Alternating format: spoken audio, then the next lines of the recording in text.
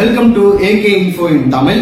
இன்னைக்கு நம்மளுடைய சேனல்ல என்ன இன்ஃபர்மேஷன் பத்தி பார்க்க போறோம்னா ஃபர்ஸ்ட் கிராஜுவேட் சர்டிபிகேட் முதல் தலைமுறை பட்டதாரிக்கான சான்றிதழ் வந்து யாருக்கெல்லாம் யூஸ் ஆகுது. பிளஸ் 2 முடிச்சு இப்ப ரிசல்ட் வந்துருச்சு. அடுத்தடுத்து எல்லாரும் வந்து காலேஜ்ல அட்மிஷன் போட்டுட்டு இருக்காங்க. சைடுல பாத்தீங்கன்னா ஃபர்ஸ்ட் கிராஜுவேட் சர்டிபிகேட் வந்து அப்ளை பண்றாங்க. இப்போ இது அப்ளை பண்ணும்போது பாத்தீங்கன்னா இதனால யூசேஜ் என்னன்னு சொல்லி நிறைய பேர் கேட்கறாங்க. அதாவது பிஇ படிக்கக்கூடிய ஸ்டூடெண்ட்ஸ் வந்து கவுன்சிலிங் போறாங்க, அவங்களுக்கு ஹெல்ப்ஃபுல்லா இருக்கும். ஃபீஸ் வந்து கம்மி பண்றாங்க, சரிங்களா?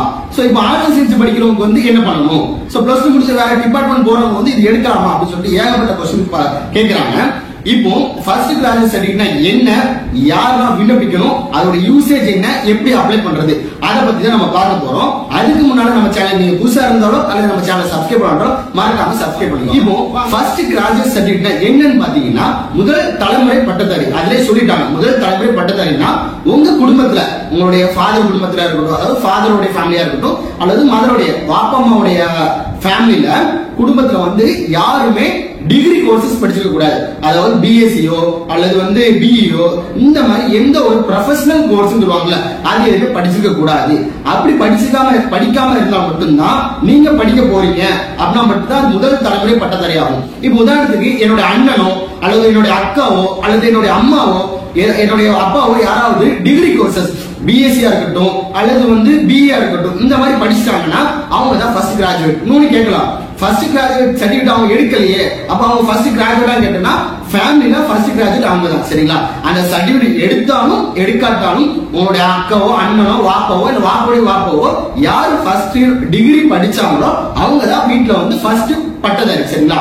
முதல் தலைமுறை பட்டதாரி. நீங்க வந்து ரெண்டாவதா வருவீங்க.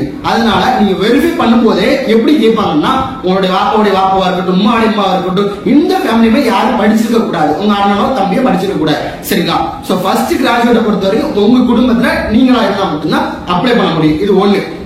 சோ இது யூசேஜ் பாத்தீங்கன்னா டிகிரில வந்து பாத்தீங்கன்னா பிஎஸ்சி அதாவது பிஇ கோர்சஸ்ல வந்து இன்ஜினியரிங் எடுக்கக்கூடிய ஸ்டூடெண்ட் வந்து கவுன்சிலிங் அப்ளை பண்ணும்போது இந்த ஃபர்ஸ்ட் கிராஜுவேட் சர்டிபிகேட் இருக்கும் பட்சத்துல அவங்க 20,000 வரைக்கும் அமௌண்ட் கம்மி பண்ணி கொடுக்குறாங்க, சரிங்களா? ஏன்னா அவங்க முதல் தலைமுறை பட்டதாரி, அவங்க படிச்சுட்டு வராங்கன்னு சொல்லிட்டு. சோ இப்போ நார்மல் ஸ்டூடெண்ட்க்கு இவங்களுக்கு பாத்தீங்கன்னா ஃபர்ஸ்ட் கிராஜுவேட் தான் ஃபீஸை கம்மி பண்றாங்க. காமனா நீங்க கவுன்சிலிங் போறீங்க, என்ன கவுன்சிலிங் இருந்தாலும் சரி கண்டிப்பா ஃபீஸை கம்மி பண்றாங்க. இப்போ நார்மலா ஆர்ட்ஸ் அண்ட் சயின்ஸ் படிக்கக்கூடியவங்க பிஎஸ்சியா இருக்கட்டும் பிஏ இருக்கட்டும் இந்த மாதிரி படிக்கக்கூடியவங்க வந்து இந்த கவுன்சிலிங் உதவுமா, இந்த சர்டிபிகேட் நாங்க எடுக்கணுமா, இது எப்படி உதவும் அப்படின்னு சொல்லி பார்க்கிறோம். முக்கியமா ஆர்ட்ஸ் அண்ட் சயின்ஸ் காலேஜ். ஏன்னா எல்லாத்துக்குமே தெரிஞ்ச ஒரு விஷயம் என்னன்னா இன்ஜினியரிங் பிஇ ஸ்டூடெண்ட் வந்து கவுன்சிலிங் போனா ஃபர்ஸ்ட் கிராஜுவேட் சர்டிபிகேட் இருக்கும் பட்சத்துல அவங்களுக்கு வந்து ஃபீஸை வந்து கம்மி பண்றாங்க. சோ ஆர்ட்ஸ் அண்ட் சயின்ஸ் கம்மி பண்ணணுமே அப்படின்னு சொல்லி கேட்டீங்கன்னா நானுமே வந்து என்னது ஆர்ட்ஸ் அண்ட் சயின்ஸ்ல பிஎஸ்சி தான் படிக்க போறேன். எனக்கும் வந்து பாத்தீங்கன்னா ஃபர்ஸ்ட் கிராஜுவேட் தான். அப்போ எனக்கு என்ன வழி அப்படின்னு கேட்டீங்கன்னா உங்களுக்கு நிறைய வழிகள் இருக்கு. அந்த வழியை நான் ஸ்டெப் பை ஸ்டெப்பா சொல்றேன். ஃபர்ஸ்ட் பாத்தீங்கன்னா பிளஸ் 2 முடிச்சிட்டாலே நீங்க என்ன பண்ணுங்கன்னா ஃபர்ஸ்ட் கிராஜுவேட் சர்டிபிகேட் அப்ளை பண்ணிருங்க. எதனால சொல்றேன்னா காலேஜ்ல வந்து ஒரு சில ஸ்காலர்ஷிப் கொடுப்பாங்க. மத்திய அரசாங்கத்திற்கு கொடுக்கக்கூடிய ஸ்காலர்ஷிப்பா இருக்கட்டும், மாநில அரசாங்கத்திற்கு கொடுக்கக்கூடிய ஸ்காலர்ஷிப்பா இருக்கட்டும், ஒரு சில குறிப்பிட்ட ஸ்காலர்ஷிப் வந்து ஃபர்ஸ்ட் கிராஜுவேட்டா இருந்தா என்ன பண்ணுவாங்கன்னா அவங்களுக்கு முன்னுரிமை கொடுப்பாங்க. மெட்ராஸ் யூனிவர்சிட்டி கீழே இருக்கக்கூடிய ஆட்டோனமஸ் காலேஜ்ல பாத்தீங்கன்னா ஒரு இலவச ஸ்கீம் இருக்கு. என்ன ஸ்கீம் பாத்தீங்கன்னா மெட்ராஸ் யூனிவர்சிட்டியில இருக்கக்கூடிய ஃப்ரீ எஜுகேஷன் ஸ்கீம் சொல்லுவாங்க.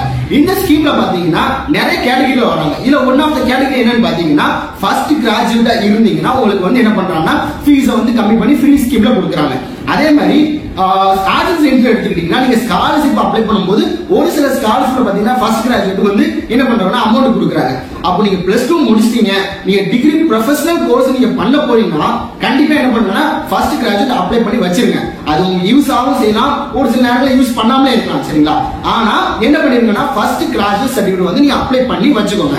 இதை அப்ளை பண்ற வீடியோ வந்து நான் கடைசியில வந்து என்ன பண்றேன்னா டிஸ்கிரிப்ஷன்ல வந்து நான் லிங்க் கொடுக்குறேன். அது கடைசியா எப்படி அப்ளை பண்றேன்னு நான் சொல்றேன், ஷார்ட் சொல்றேன். லிங்க் வந்து நான் டிஸ்கிரிப்ஷன்ல கொடுக்குறேன். ஆல்ரெடி நம்ம போட்டிருக்கோம் அது எப்படி அப்ளை பண்றதுன்னு சொல்லிட்டு, சரிங்களா? இப்போ வந்து ஃபர்ஸ்ட் கிராஜுவேட் சர்டிபிகேட் நம்ம என்ன தெரிஞ்சிருச்சு, ஆர்ட்ஸ் அண்ட் சயின்ஸ்க்கு கண்டிப்பா யூஸ் ஆகும், சரிங்களா? அது எப்படி யூஸ் ஆகும்னா ஸ்காலர்ஷிப் மூலமா ஃப்ரீ ஸ்கீம் மூலமா யூஸ் ஆகும். அப்படி இல்ல இப்போ வந்து நான் வந்து பேராமெடிக்கல் கோர்ஸ் எடுக்கிறேன்னா உங்க ஒரு சில கவுன்சிலிங்ல வந்து அது கேட்கறாங்க. அப்படி கேட்கும் பட்சத்துல அது உங்களுக்கு யூஸ் ஆகும், சரிங்களா? இப்போ இதுல கூடுதலா என்ன கேட்கறாங்கன்னா அப்ளை பண்ணும்போது இந்த அப்ளை பண்றது ஹவு டு அப்ளை நான் வீடியோ போட்டுருக்கேன். அந்த வீடியோல பாத்தீங்கன்னா நிறைய பேர் ஒரு சந்தேகம் ரிப்பீட்டடா கேட்கறாங்க. எங்களோட பேரண்ட் படிக்கல, எங்களோட பேரண்ட் இல்ல அப்படின்னா என்ன பண்ணணும் அப்படின்னு சொல்லி கேட்கறாங்க.